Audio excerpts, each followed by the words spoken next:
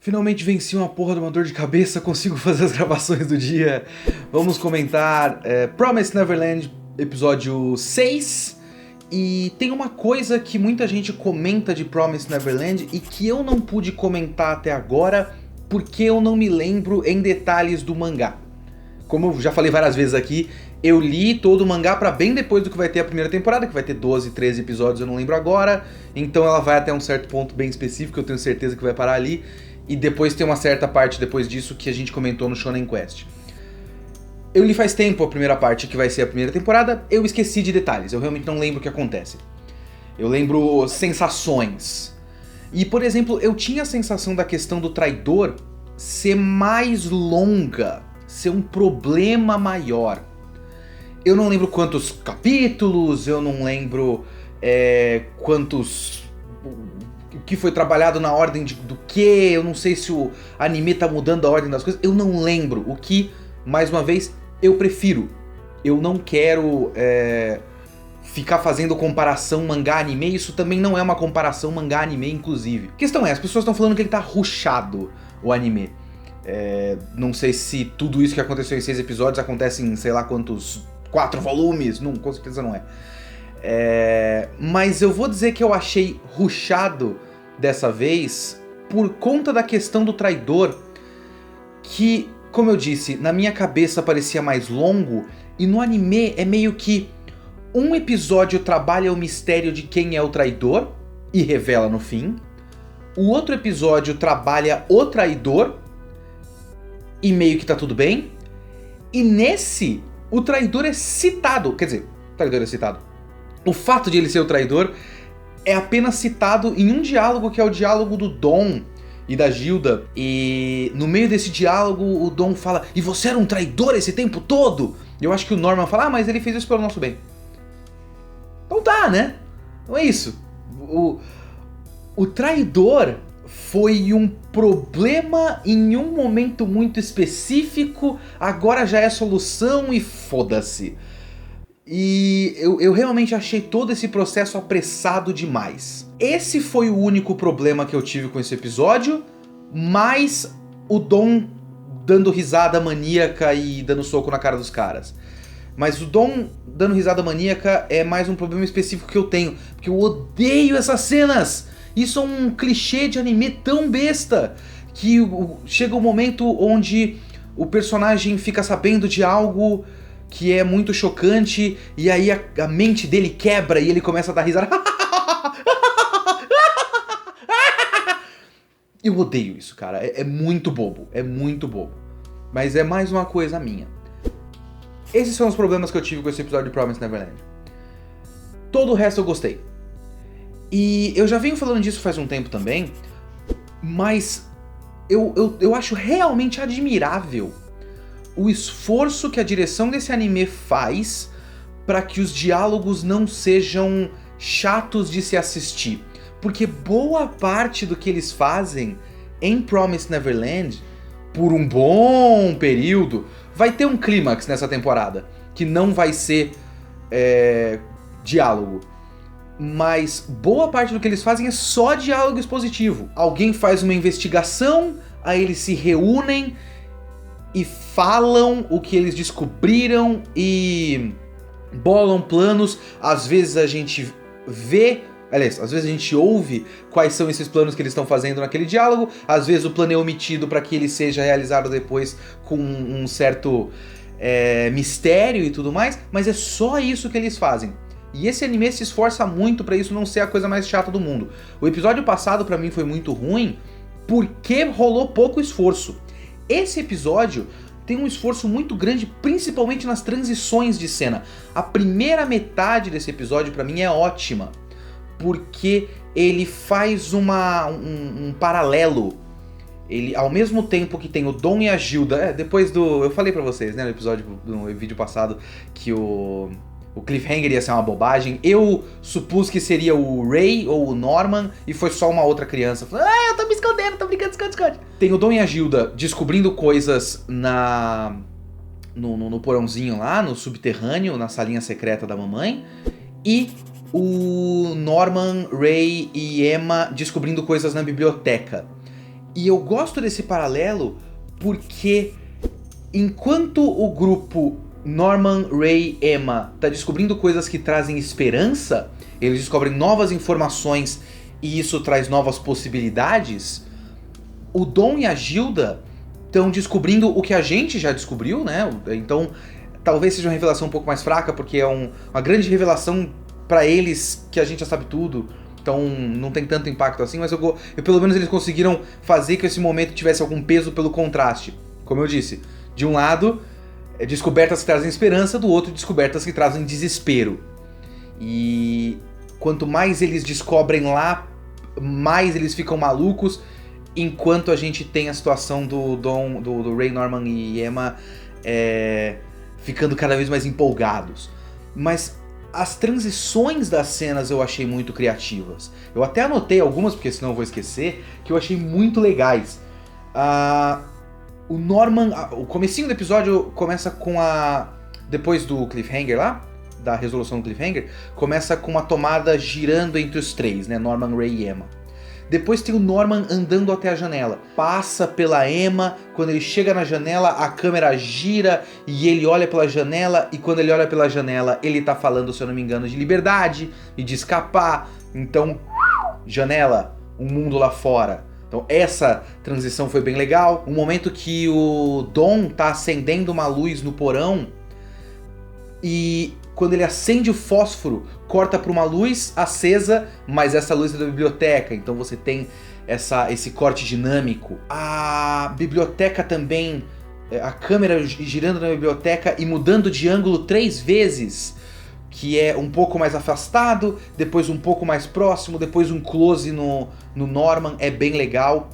Eu gosto, primeiro daquele corte que eles estão na biblioteca vendo os códigos Morses dos livros do William Minerva, e tem aquele ângulo com o código no chão, passando por eles, que é um recurso que essa série faz bastante, por exemplo, com aquele relógio, sabe? O relógio marcando o tempo deles correndo na floresta. E também quando ele descobre, ele vai vendo os termos, né? E um dos termos é fazenda. E quando ele fala fazenda, tem um ângulo baixo com o código do pescoço do Norman. Então, quando ele pensa em fazenda, o ângulo é no código de barra dos produtos, que são as crianças. Então isso é bem legal. Agora, o meu preferido desse episódio é um que o Dom tá lá embaixo e ele começa a descobrir, ele vê as coisas e tal, e começa a ver que o trio escondeu muitas coisas dele, e ele fala, eu não confio neles. Enquanto ele tá falando eu não confio neles, a fala dele tá em off, mostrando os três lá do trio Norman, Ray e Emma, com um ângulo baixo, só com as bocas deles. Eu acho que tem um em primeiro plano e os outros desfocados. Então, os três personagens lá do trio estão sendo enquadrados como conspiradores, sabe? É como se eles fossem os inimigos, porque naquele momento, pro Dom, eles são os inimigos. E eles são enquadrados desse jeito, só que aí o ângulo sobe um pouco e eles voltam ao normal pra gente. Então eu gostei que foi um corte que levou em conta o ponto de vista, sabe? Eles são enquadrados de acordo com a maneira com que o Dom vê esses caras e depois a gente volta com a maneira como eles veem eles mesmos. Então isso foi bastante interessante. E ainda tem uma coisa lá pro fim do episódio, que é quando todo o problema deles se resolve e tudo mais, depois daquela cena que o Dom dá um socão na cara deles, que pelo menos é um pouco mais interessante visualmente, porque não é só o laranjão e o marronzão das cenas deles nos quartos. Como eles estão só com uma lamparina, eles trabalharam muito o contraste do laranja com o azul. E pelo menos fica um pouco... salta aos olhos um pouco mais, é um pouquinho mais bonito e um pouquinho mais interessante. Fora o momento que o Dom e a Gilda descobrem, né? Contam pra eles o destino real, né? E nesse momento tem uns ângulos bem forçados, assim, nos olhos do Dom e da Gilda. Então tem um desespero um pouco maior, então isso foi bem legal. Mas depois disso, quando eles estão se resolvendo... Inclusive, Enfim, eu tenho pequenos problemas com isso também, que é aqueles problemas que é difícil de escapar e a série não tá conseguindo escapar muito bem. Porque certos diálogos precisam de muita intensidade. Só que essa intensidade às vezes é demonstrada com os personagens falando muito efusivamente, muito alto. Só que isso quebra um pouco a realidade da cena. Que é muito parecido, por exemplo, com a irmã Crone gritando sabe, gesticulando e falando alto no próprio quarto, e ela não podia falar tão alto o tipo de coisa que ela tava falando, porque ela está no mesmo lugar que as crianças. Ela ia acordar as crianças iam ouvir e tal. A risada maníaca do Dom é muito mais alta do que deveria naquele lugar, então eu fico, porra... E depois eles conversam no lado de fora, ali, com lanterninhas e tal. E enquanto eles estavam falando, eu fiquei pensando, caralho, mas eles estão muito próximos da casa, né? Tudo bem que tá todo mundo dormindo e tal, mas se eles estão desconfiados de tudo, eles não deviam meio que supor que eles podiam estar sendo vigiados ali também? Eles tinham que... Às vezes eles vão no meio do dia conversar no meio do mato, lá no meio da floresta, e ali é longe da casa, e ali eu entendo, eles podem falar mais alto e tal. Eles... É mais fácil de eles suporem que eles não estão sendo vigiados por ninguém, mas tão próximos da casa. E naquela cena tem aqueles ângulos como se a câmera estivesse numa janela, vendo eles assim de cima pra baixo, como se tivesse alguém vendo de dentro da casa. E esses ângulos, esses enquadramentos já foram usados antes. Mas eles foram usados antes pra passar a sensação de paranoia. Que era, por exemplo, na floresta, quando tem, tipo, como se a câmera estivesse atrás de arbustos e tal, e pegando eles por trás, assim. E naquele momento, eu não conseguia identificar se era só a sensação de paranoia da direção, ou alguém de verdade assistindo, a irmã Crone ou a mamãe Isabela. E depois você vê que era a Crone vendo. E isso é muito legal, porque... aumenta a sensação de paranoia do espectador. Porque você nunca sabe se aquele ângulo no meio, se a câmera no meio dos arbustos é alguém assistindo no meio dos arbustos, então é uma câmera em primeira pessoa, ou se é só a direção mostrando os personagens conspirando em segredo. Mas tem uma coisa muito interessante que a Crone faz, é que ela fala que ela observou todo mundo, e aí tem uma câmera em primeira pessoa com a mão dela assim, como se ela fosse uma câmera, ou um binóculo, digamos assim, que se comunica muito com os outros ângulos no meio do mato, ou na janela, ou atrás porque eu acho que tem um nesse episódio também, atrás da quina do prédio e tal, como se ela estivesse ali olhando. Então, nesses pontos, tipo, na criatividade dos enquadramentos e cortes da edição, sabe, realmente na fotografia, em alguns momentos de inspiração um pouco maior e talvez um pouco mais de tempo de organização de animação, a expressividade dos personagens, esses são os pontos fortes de Promised Neverland, o anime, por enquanto. Mais uma vez, tem questões de roteiro que me incomodam um pouco, principalmente no momento a questão que mais me incomoda é o quanto o traidor já deixou de ter importância, e nisso aqueles comentários de Promised Neverland tá rushado fazem um pouco sentido pra mim, mas eu não tô fazendo relação com o mangá porque eu não lembro. Eu gostei desse episódio de Promised Neverland porque ele realmente me deixou admirado com a direção. Deixa eu lembrar pra vocês que esta semana... Lembrar não, vou avisar pela primeira vez, na verdade, né? Esta semana, se tudo der certo e o nosso editor Diego conseguir fazer as coisas... não morrer trabalhando pelo VideoQuest... às vezes a gente exige demais desse moço, coitado.